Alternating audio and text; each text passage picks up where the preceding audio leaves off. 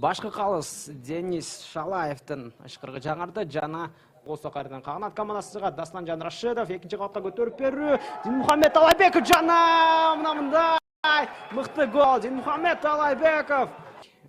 Антпесе бул эсеп Дастанжан Рашидов дагы бир рет киргизип берүүсү оң канаттан мыкты болууда жана дарбазага экинчи жолдонгон сокку Алмаз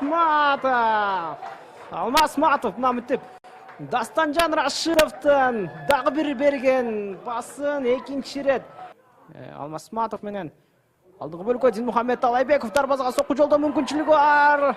11 метрлик айыптоо албетте.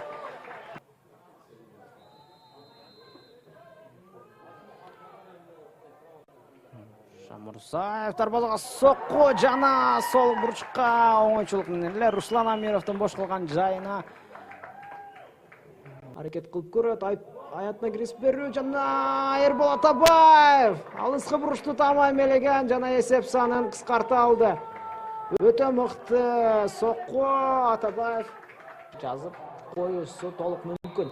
Атай Жумашевден сокку Шерзатбек Абдраимов бул жолку соккуну да чыгарып кете алды жана мен айтканда бул беттештин эң мыкты оюнчусу. Алыскы аралыктан дарбазага сокку жолдонгон айыптоо Анатолий Власичев.